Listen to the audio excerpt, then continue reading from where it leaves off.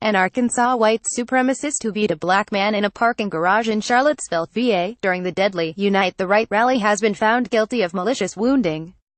Upon leaving the interview, the Republican consultant said Mueller appears to be honing in on potential collusion between the Trump campaign and the Russians. Disgraced former Rep. Blake Farenthold has refused a demand by Texas Gov. Greg Abbott to pay for the emergency special election to fill his vacant seat. Mueller is looking into Russian interference in the 2016 election and if the Trump campaign colluded with the Kremlin. The Department of Defense announced Wednesday the first release of a Guantanamo Bay detainee under President Trump. The White House is highlighting support for Gina Haspel among former spy chiefs, particularly those opposed to President Trump, ahead of Haspel's Senate confirmation hearing next week to be CIA director.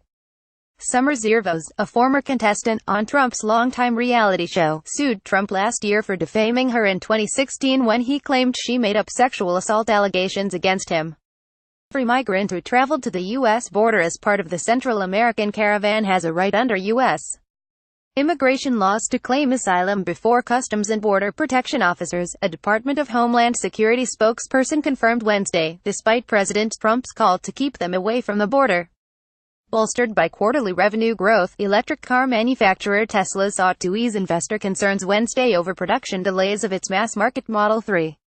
Republican Missouri Gov. Eric Greitens knowingly deceived the State Ethics Commission on how he obtained a Veterans Charities donor list, according his former campaign manager, who also claimed he was duped into taking responsibility for the move. The combination of quite lovely profit margins and the Republican tax reforms have led to much worrying about what companies like Apple are doing with all that extra cash. They're just returning it to shareholders rather than investing it in their businesses. All of which shows there's nothing quite so conservative as a progressive when there's something to whine about. The Connecticut senator said that when a corporation like Uber inserts forced arbitration clauses into its terms of service, consumers lack a meaningful opportunity to understand and object before they give away their right to access the justice system. A Washington consultant who has lobbied for foreign governments helped plan an aborted trip to Australia by Environmental Protection Agency Administrator Scott Pruitt.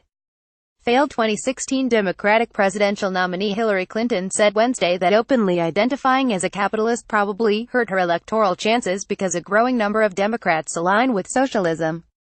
A Honduran man convicted on multiple criminal charges in the U.S. pleaded guilty Wednesday to illegally entering the country after being deported on 10 occasions. President Trump might be willing to sit down with special counsel Robert Mueller for 2 to 3 hours if federal investigators agree to certain conditions beforehand, a member of his legal team said Wednesday.